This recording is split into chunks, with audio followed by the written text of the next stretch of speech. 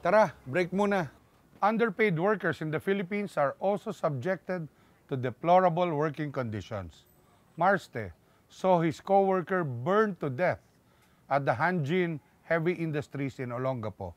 Now, based on the abhorrent safety record of that company, it is a miracle that Marste himself is still alive for working in this graveyard shipyard.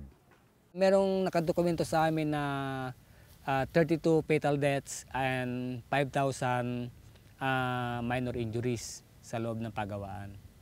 Pero yung sa 32 na yon, bukod pa dyan yung mga hindi na dokumento pa na itinago ng management sa madla o sa publiko. Paninindigan ginawa ko yun, kaya hindi ko pinagsisihan yun dahil alam ko na tama yung ginawa ko eh. Na para lang sa mga, hindi lang para sa pamilya ko, para sa mga manggagawa din na humihingi ng katarungan sa loob. Na hanggang ngayon, katulad yan, yung mga na-aksidente, mga namamatay, hanggang ngayon, wala pa rin nangyayari. Laging tinatago pa rin ng management. Tsaka yung ibig sabihin, hindi nila ibigay yung dapat o nararapat para sa manggagawa. Katulad yun, may naputulan ng paa, o solve na. O kaya may namatay, kakausapin lang yung pamilya. Yung nangyaring aksidente kasi doon sa unang barko noon, kinamatay ni Adamos tsaka ni Laksamana yung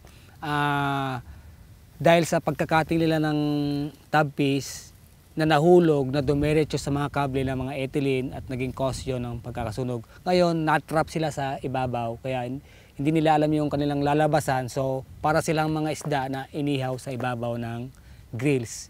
Hindi kahinaan o panghinaan ng loob na, oy, tatanggalin kita, ganto-ganto, huwag kang mag-organize. Hindi. Kailangan talaga. Kasi kung walang maninindigan sa atin, walang mangyayari sa atin. Kaya nga tol, dapat talaga ma-organize yung mga manggagawa na yun. Oo. Ako'y lubos na naawa din sa namatay at iniisip ko rin paano na lang kung sa akin din mangyayari ang bagay na yun. Sa anduduluyin kasi nito, kailangan mapagkaisa natin ang kabuuan ng buong manggagawa upang manindigan siya. Manindigan tayong lahat dahil ang magiging puwersa natin ay mismong tayo. Dahil wala tayong asahan, walang tutulong sa atin kundi tayo rin. Oo nga, tama ka tol. For joining the Workers Association of Hanjin, Marste was illegally fired from his job.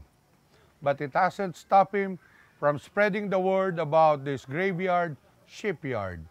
Abhorrent occupational health and safety practices by Hanjin just doesn't float his boat.